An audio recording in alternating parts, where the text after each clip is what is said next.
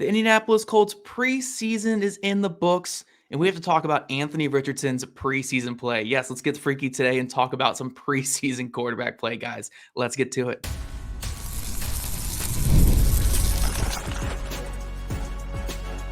You are Locked On Colts, your daily Indianapolis Colts podcast. Part of the Locked On Podcast Network, your team every day. Thank you all for tuning in and making us your first listen of the day. This is your daily podcast covering your Indianapolis Colts, part of the Locked On Podcast Network, your team every day. Today's episode is brought to you by FanDuel. Now through September 22nd, all FanDuel customers can get $5 and get a third, and can bet $5 and get a 3-week free trial of NFL Sunday Ticket from YouTube and YouTube TV. Visit FanDuel.com/LockedOn to get started. Hello, everyone. I'm Zach Hicks, your favorite film nerd over at HorseshoeHuddle.com. And today I'm not joined by Jake Arthur because I did not want to make him talk about preseason quarterback play. So you're welcome, Jake. But don't worry, I brought another degenerate nerd on here that's just like me. My guy, Ben Borus at Colts Film Room on Twitter. You guys know him. You love him. Big fast riser in the industry. You can find his writing work over at the Blue Stable. For now, I mean, Blue Stable's great. I'm not saying anything bad about Blue Stable, but look, this guy is going places. He's doing some great work over at Blue Stable, and we'll see if he starts taking my job in the future here. That's what's going to happen eventually here, Ben. But here we are talking Anthony Richardson preseason football. Look, there's no better group of nerds to talk about this because it's preseason football. It's not that big of a deal, but it's what everyone's talking about right now. Anthony Richardson's people are saying that he's going to be a bust. People are saying it's not a big deal. We're going to break it all down here. We're going to talk about the good, the bad, and if this preseason showing against the Cincinnati Bengals changed anything about our expectations for the year, Ben. So let's start with the good, man. The Colts came out in this game firing. That first drive was awesome. In my opinion, they should have taken it out the first drive. It felt good. I'm actually glad they kept him in past the first drive because more reps and we got to see it wasn't all sunshine and rainbows at that point with the offense. But first drive was great. The first shot to Alec Pierce on the crosser under center, tight formation, I believe, but play action, 7-step drop. Like, where was this, Shane? Where did this come from, Shane Steichen? Like, I thought it was a really great play to start, and Alec Pierce getting that separation on the crosser too. Really, really cool route right there. Yeah, so basically what they had on was like almost this post corner from Pittman on the backside to clear out, and then you had Pierce coming across, and you just read that thing 1-2. But I love starting off with a 7-step drop under center, get some confidence going. You hit that first play, and then you just get on a roll. You didn't see a lot of under center from Shane Steichen's offense last year. You definitely didn't see it with Anthony Richardson too much.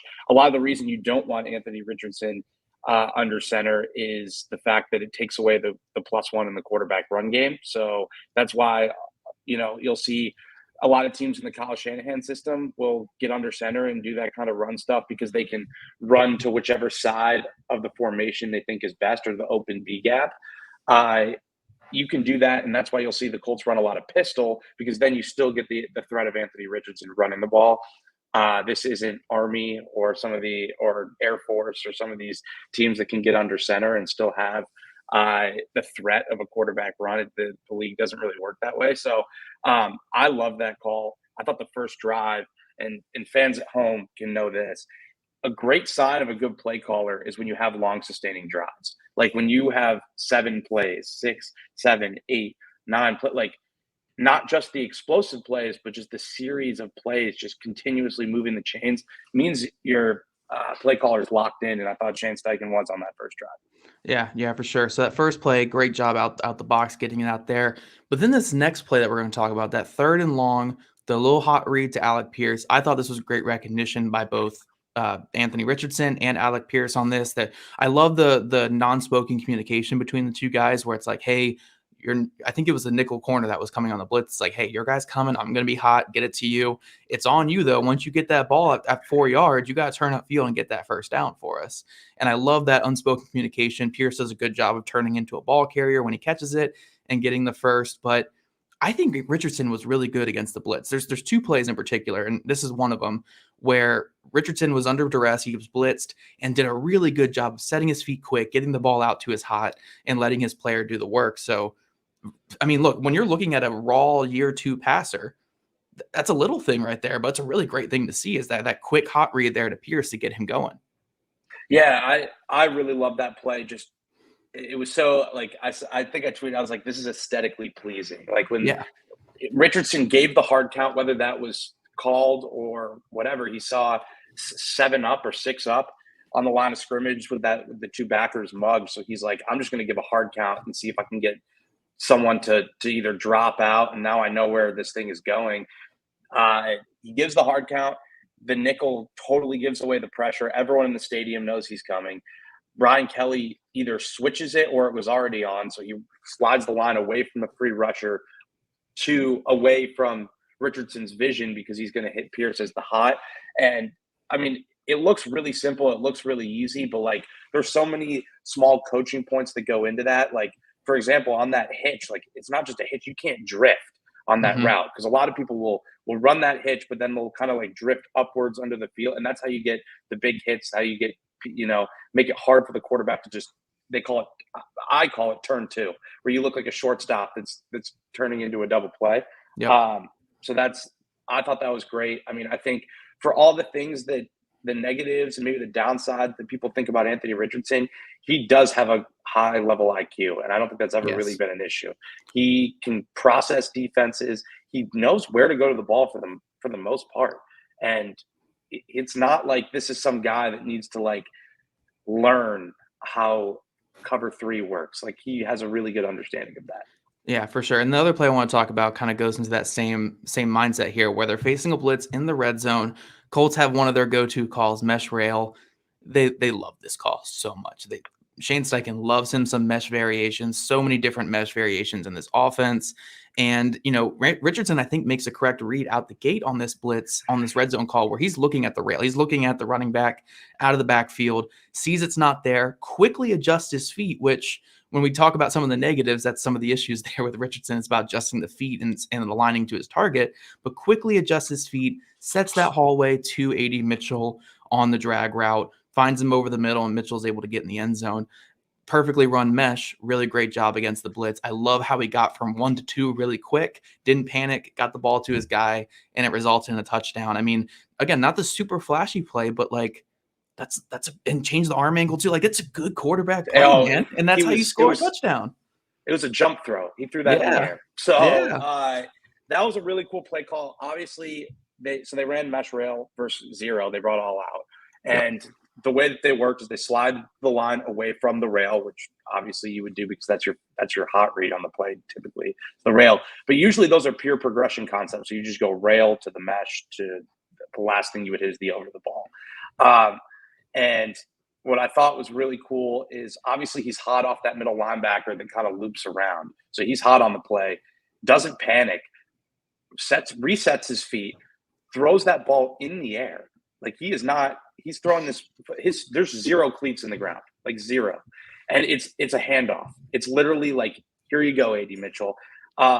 It's tough to, obviously when you're playing 0 like that, it's tough for that DB to make a play on it regardless. So it was a great play call too. Like that can totally be part of it. But like, just there's no panic from Anthony Richardson. And I think that there's some plays that maybe get a little over dissected in the preseason where he's like, this is just a preseason rep. I'm just going to hand this off. I'm not going to take I'm not going to let myself, make the big play. Just let's just run some plays and get off the field. But even when he has pressure in his face, there's just 0 panic.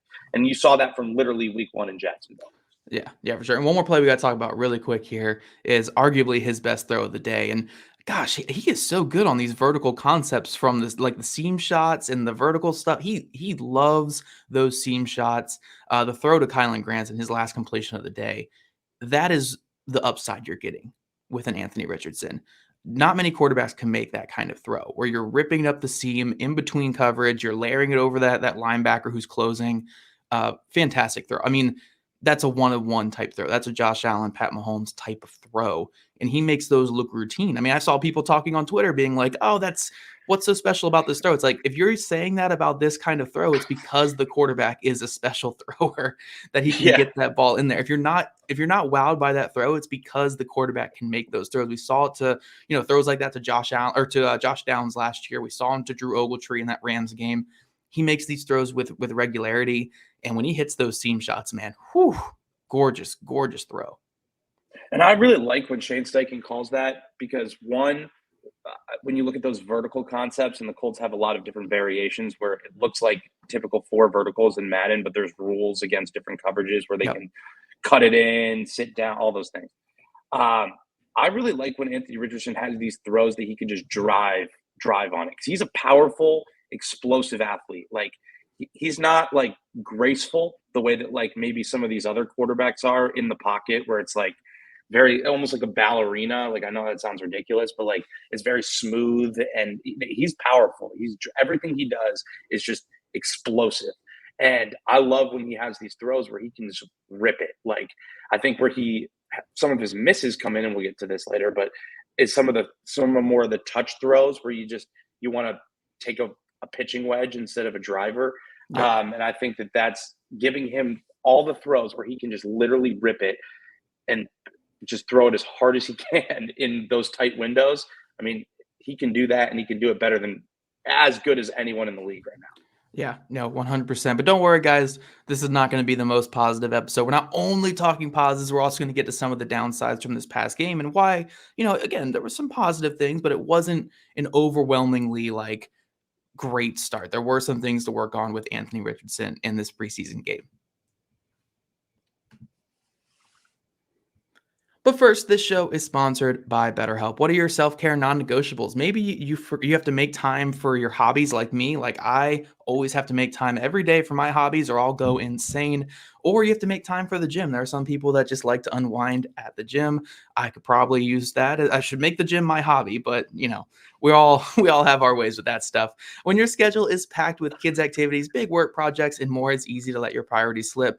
Even when we know what makes us happy, it's hard to make time for it. But when you feel like you have no time for yourself, non-negotiables like therapy are more important than ever. If you're thinking of starting therapy, give BetterHelp a try. It's entirely online, designed to be convenient, flexible, and suited to your schedule. Just fill out a brief questionnaire to get matched with a licensed therapist and switch therapists at any time for no additional charge. Never skip therapy day with BetterHelp. Visit BetterHelp.com/LockedOn today to get 10% off your first month. That's BetterHelp, HELP.com/LockedOn. And thank you guys for making Locked On Colts your first listen today and every day. For your second listen, enjoy Locked On Fantasy Football Podcast. For all 25 leagues you're in, get those daily insights into the best fantasy draft strategies so you can win all of your leagues this season. Part of the Locked On Podcast Network, your team every day. All right, guys, I'm joined by Ben Borus of Colts Film Room fame on Twitter, fast rising star in this Colts industry here, talking about Colts ball. We're talking about Anthony Richardson. We're talking negatives now. So if you guys are the biggest Anthony Richardson fans in the world, turn off the show now. If you guys are the biggest haters, this is your time to log in. We're going to start hating on Anthony Richardson. But no, we're going to talk about some of the negatives, because after that first drive, very, very erratic. Obviously, the offense was erratic as a whole. Richardson had some issues, and it all started with that pick six. I don't know who was in the right, who was in the wrong here, and we can both have our theories about this, Ben, on what Kylan Granson should have done. I think ideally with that safety dropping down on inside leverage, it does make sense to break outside, but then the spacing kind of looks weird with the RB, because I think there was an RB wheel happening next to it as well. So it's a weird play. It's just a really weird play where Richardson and Granson were not on the same page. Richardson threw the sit-down route, Granson broke outside, and it resulted in a pick six. Those things happen, unfortunately, and I do think those get mitigated a little bit when you have actual game planning for a defense. But what were your thoughts on that pick six? Yeah, so it's first and foremost, I think it's probably not an ideal look for that play at all. Right. I'm not exactly of all the things I love about Shane Steichen's play calling, I'm not a big particular fan of that play call, just because they run something similar. So I think the most universal term, and where people can go look at it in Madden, is they call it spot. So it's running back to the flat. the number one receiver runs this like kind of like stick, and then a corner from the 3 or the tight end. And basically what they ran is like an inverse. So the halfback is still going to the flat. Pittman is running deep, and then Kylan Granson has like the stick. They have rules to definitely. I mean, they ran that same play in Baltimore. They have rules to run away versus different looks. I think I watched Chase Daniel and JT O'Sullivan talk about this. I think it's really good nuance. Is like you can do all those things because the decision routes that Josh Downs does and like is in this offense that in theory on a whiteboard they're unguardable because you're making the defense wrong no matter what. However, everyone has to be on the same page, and it can go wrong really quickly, like we saw when it's not. So for me, I think that's a good learning lesson for Anthony Richardson, Kylan Granson for sure, probably Shane Steichen too, because that's a look that it's also just a great, like there are plays where it's a great coverage. It's the perfect call defensively to handle that route concept. Those are going to happen. But I think that it really doesn't matter because I don't think I'll know for sure 100% who's right, who's wrong. I would probably say that judging from Anthony Richardson's reaction, just kind of his body language doesn't sound like maybe Kylan was supposed to run out like that. I mean, his hands were up before. I mean, like he was looking as soon as that ball got picked, he's right at Kylan Granson. So that's the kind of stuff where like, I think you looked at some of these negatives, and we'll talk about more of them. They're super coachable and correctable, but they're not ones you typically want to see because they're things that like when you install this play, like those are the rules that you want to have in mind. So that's kind of where I'm at. Yeah, for sure. And there's another one I really want to talk about here. And I know I'm going to go on a little bit of a spiel because I did a lot of research on quarterback mechanics years ago with Carson Wentz, and I talked with Dub Maddox, Adam Dado, Tom House, like tons of really big name guys in the industry. So I want to go on a little spiel about this, but the miss to A.D. Mitchell, not the one over the middle in between the weird cover 2 call. I can let you go into more detail on that one there. But the miss to A.D. Mitchell where he missed high on a wide open A.D. Mitchell on 3rd down. That's one that just can't happen. You can't miss that route just because it's such a big play if you hit it. But it does kind of give me proper context to talk about some mechanical issues with Anthony Richardson. Because like you mentioned in the first segment, I don't think there's any issues mentally with Richardson on the football field. I think he reads the field really well. I think he reads coverages really well. And I think for the most part, as long as he's being aggressive with what he wants to do, I think his eyes are really good. Like, I think his eyes are really good. And I think the A.D. Mitchell one is a perfect example of where he's still a little raw as a passer, where the eyes were perfect. He follows the A.D. Mitchell. He knows, hey, Mitchell is going to do this stair-step technique on this corner who has bad leverage at the crest of the route there. He's going to break open to the sideline, and I need to hit him on that because he's going to be open. And he read that well. He sat on it well, and he anticipated it well, and he got the ball out to him. The issue, I think, with Richardson is his eyes and his mind are moving with where they need to go, but his lower half is not. And that's what happens quite a bit with him. And because he's such a talented passer, like his upper half is so talented. And we even saw this on the Pierce. He gets away with it. Yeah, we saw this on the Pierce throw to start the game too, where Pierce is breaking across the field. He keeps his feet set. It's to Pierce, but like that's not ideal technique or ideal mechanics there. And it came back to bite him with A.D. Mitchell when he has to throw left when it's against the grain of his body, where the feet stay to the middle of the field. The eyes are where they need to go. He's not moving the feet where they need to go, though. And he's throwing across the grain of his body. He's not stepping into the throw. The ball goes high and it goes over A.D. Mitchell's head. Those are going to happen just because he's still kind of raw as a passer in terms of moving those feet with his mind. Eyes were good. Head was good. Idea was good. It's really just the lower half moving with the upper half, especially on those cross-field routes. I think those are where the issues come in. Very fixable, like you said, but something that you don't want to see still.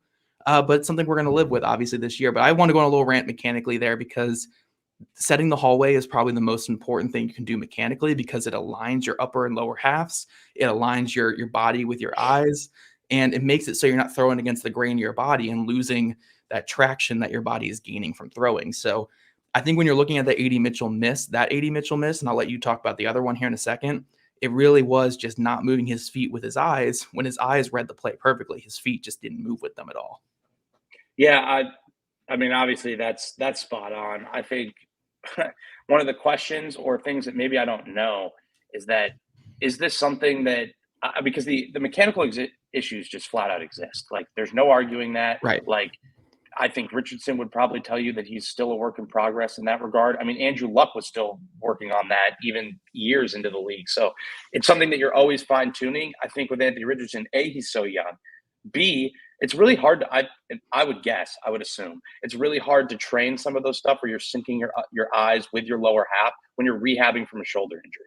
So Yes. like there's more mechanical things that you have to focus on than maybe some of the more something like that. Like, you have to focus on getting your arm slot right, just the general throwing motion when you're working your way back from injury. I don't think that he's unhealthy by any means. I think he's perfectly 100% healthy. I just think that some of those things probably take a little bit, and it's something that he's still 22.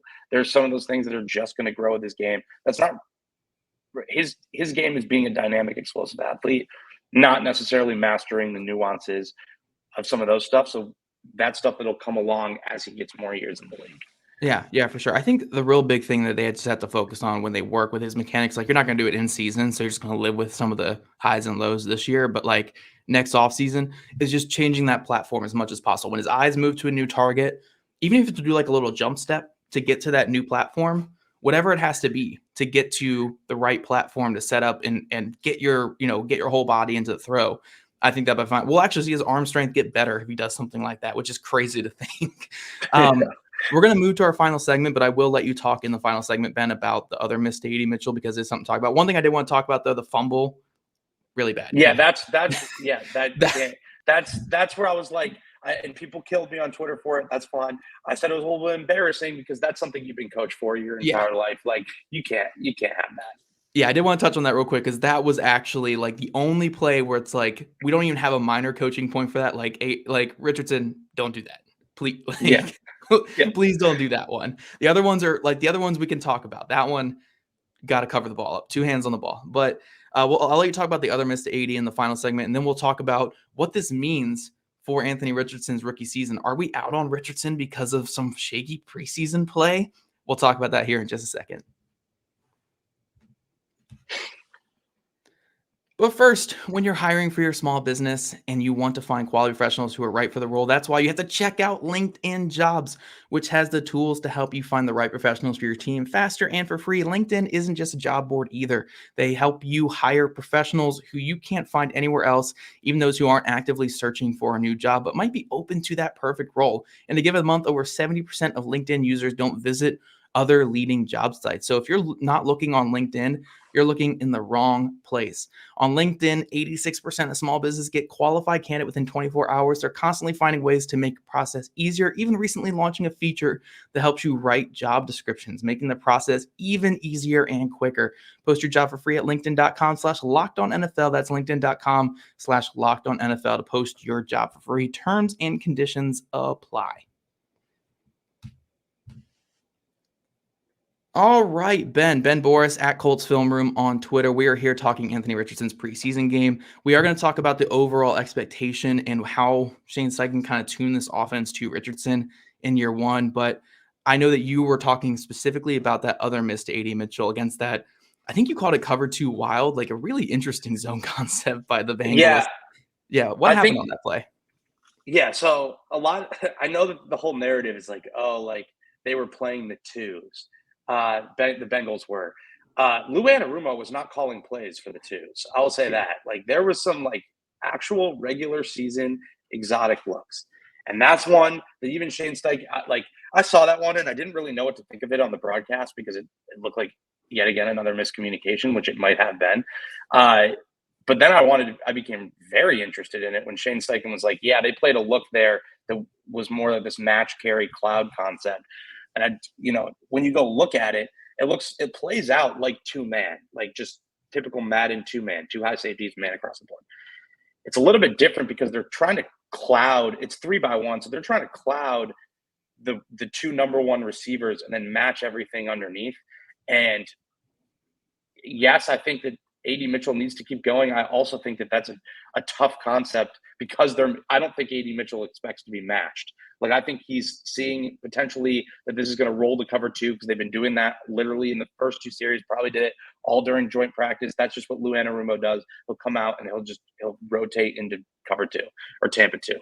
And I don't think maybe he doesn't expect to get matched because normally you would just get rerouted at the line of scrimmage and you saw him kind of like throw up a rip or a whatever, just get that press away from me because he expects to be rerouted and then he doesn't expect that he's going to get actually carried. I think, again, that's just like I think I rewatched this before doing this podcast for like the 3rd time.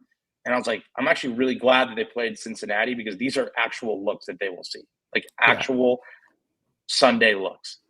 Yeah, one of the top defensive coordinators in football. Like, outside of going against like Spags in the preseason, like you can't go against a better preseason like coordinator. Like, again, it was the 2s. I get it, but Coach Lou is like one of one. Those plays were not for the 2s. Those plays, they are not play. When people say, "Oh, the preseason just vanilla," that was not vanilla at all. I will tell you that. Yeah, like maybe in Denver it was, but that's not. I mean, and even I actually throw the vanilla coverages out for a little bit because the Colts have not played like they were like Jonathan Gannon was rolling with 3 safeties for like the part of that preseason. Like the Colts saw some things this preseason that isn't just here's quarters, you know? Yeah, it was actually interesting to watch. But moving from that and talking about our expectations for Anthony Richardson, I think you and I are both agreement.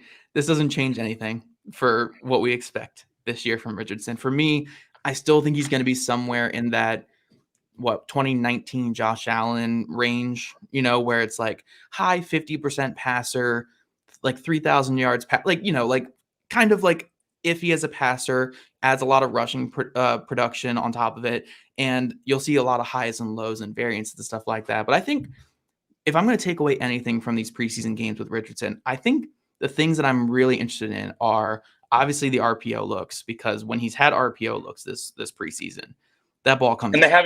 haven't even scratched the surface. Yeah.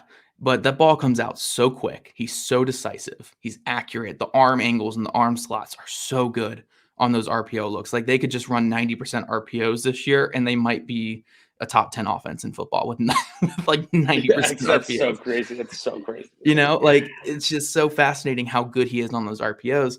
And then I think just I still think the eyes are in the good place right now. It's just where will the feet take him? And not in terms of running the ball, but his feet in terms of his mechanics. If he can really start to adjust those feet with his eyes and track those crossing routes on intermediates with his feet better, I think he can be a really high-level passer. But I do think there will be some highs and lows. I mean, look, you obviously know the Packers really well. And Jordan Love was like this last year, where the first half of the year, people are kind of out on Jordan Love. Like the high flashes, but really low variances. And then the second half of the year, when he really put it together, it's like, oh, here we go. And I'm not saying Richardson's going to be Jordan Love, but like if he had a season like that in terms of first half of the year, people are out on him. Second half of the year, everyone's calling him the best thing, in football.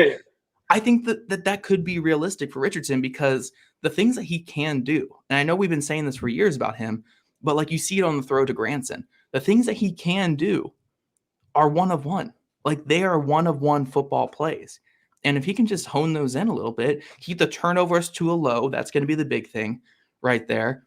I think this can be a really strong season for him. Maybe not perfect, but I think it can be a really strong season. But I really do think they're going to lean on the RPOs, the meshes, the screen game, and then they're going to take some of those home run shots as well. But I think it's going to be a lot of the RPOs, the meshes, the screen games, and stuff like that for this offense. Yeah, I think I have a couple thoughts. I think my first one is like Anthony Richardson is just a delicate subject right now, for a lot of people. So choose where you choose to get your analysis. That's why you should be listening to the Locked On Colts podcast. That's how you earn a third. That's how you earn a third invite to the show. But yeah, I don't think this changes anything. I don't think anything has to be a take or a projection or the people saying, oh, I've seen enough, like he's terrible, or oh, I've seen enough, like he's going to be the next. There's so much more to come with Anthony Richardson. I think the one thing I feel really confident about, which is really good, is that he knows how to play the position well. Like Yeah. more that he's not just like a running back running out there. Like he knows how to play quarterback.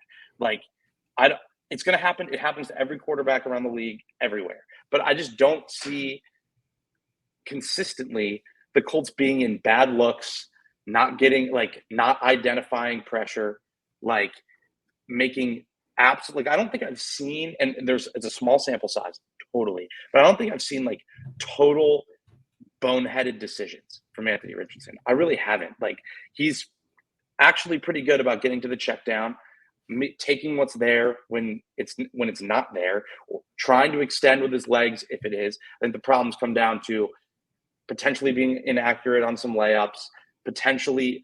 Am I still on this thing? Oh, yeah, you're good. You're good. Yeah. My whole thing just I hit my hand on the keyboard.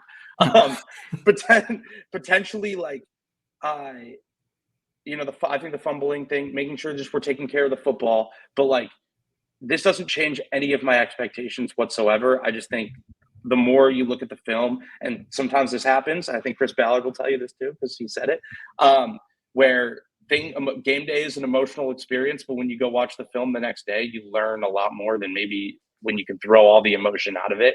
And a lot of these mistakes are going to happen. You don't want them to happen, but these aren't like end of the world errors at all. Yeah. My big takeaway is there's going to be some plays where Richardson gets tricked by defense because there are some darn good defensive coordinators in football right now. Happens to everyone. He's going to be tricked at times. He's going to have some miscues because of the feet issue, which is going to be an ongoing thing. And there are going to be some times where the miscommunications are there because that's just how football works. And this offense has a lot of option routes, has a lot of option and read routes, especially when Josh Downs gets back and stuff like that. So there are going to be some miscues. Hopefully he mitigates some of the fumbles, but we saw last year he did some things with fumbles and moving around the pocket, like the backwards throw against the Tennessee Titans, for instance.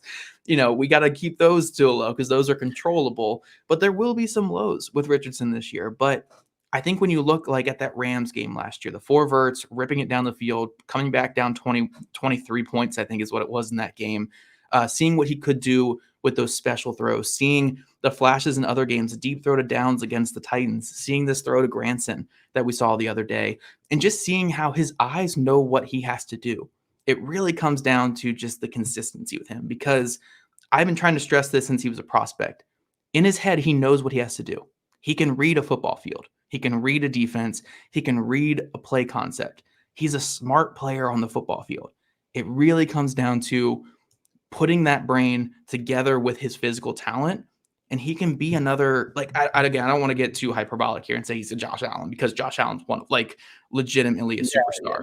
That's a development track that everyone shoots for, and very few have actually gotten that far. Right, but he can be the next project quarterback who pans out, because, like, I don't think it's like and I don't want to slander the guy here, but like a Justin Fields thing, where Fields, you really had to wonder if he could read a defense at times, and if he was a little too timid back there and stuff like that. I don't think Richardson has this timidness or this inability to read what's happening or to attack coverages. He has all that. It's really just about syncing up his brain with his physical talent.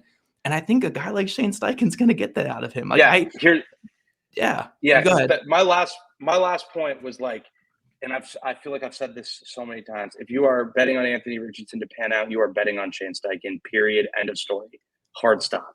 Like, I think when you talk potentially about Justin Fields, and this isn't a Justin Fields podcast, but that Shane Steichen does a really good job at giving Anthony Richardson easy answers on plays. Now, There's some plays that you're going to get tricked, obviously, like that one across A.D. Mitchell. That's football, that's life. It's never going to work out perfectly like you drew it up in the game plan. But for the most part, like, you just really trust Anthony Richardson to kind of have some of the things that give him, he has all the tools to be successful. There will be some lows that people probably need to prepare themselves for, especially when you have a very tough opponent in 16 days coming to Lucas Oil Stadium. And that's not going to be anything easy. That is an absolute challenge. And there might be some lows. There might be, but I also expect there to be a lot of highs too. And that might be game to game. That might be week to week. That might be season to season. Yeah, for sure. And I fully believe, and I think you're on the same, that he can be this next young project quarterback who pans out in this league. We've seen it. Jordan Love, Josh Allen. I don't think it's the same as a Pat Mahomes, but like a Pat Mahomes, like I'm not saying he's on that tier with those guys, but I do think he can be this next project guy where once the brain syncs up with the physical tools, watch out. And I don't know if it'll be this year. I don't know if it'll be, the first half of this year, the second half, whatever it's going to be. But I do have full faith in this operation from everything we've seen from Anthony Richardson at this point. But that's all we have for today. I know we've taken up a little bit more of your time than usual, guys, but that's how me and Ben are as people. So I do appreciate we probably could have kept going for another half hour. Yeah, no, we had to cut down a lot of our breakdowns on some of these plays, and maybe we'll do something else in the future. But Don't worry, guys. Ben will be back for sure. He complimented the show. He said that's how you get a third appearance. Yeah, that's how you get a third one. Yeah, that's how you get a third and a fourth. That's how you get all of them crown. here. I'm going for the triple crown. Right. No, for sure. But if you guys enjoyed Ben's analysis on here like I do, make sure you're following him on Twitter at Colts Film Room. Only like 3,000 followers, guys. We got to do better than that. Come on. We got to do much better than that. I'm at 19. Like, let's get Colts Film Room up to 3,000. But if you guys don't already, again, make sure you're following at Colts Film Room, at Locked On Colts, at Jake Arthur NFL, and at Zach Hicks 2 on Twitter. We're also on TikTok and Instagram, but Jake runs those. So if you want to see that old man doing some TikTok dances, make sure you're checking that out. Also, subscribe to us on YouTube where we list your podcasts. We love you guys' ratings, reviews, and we'll be back here with you guys again on Monday.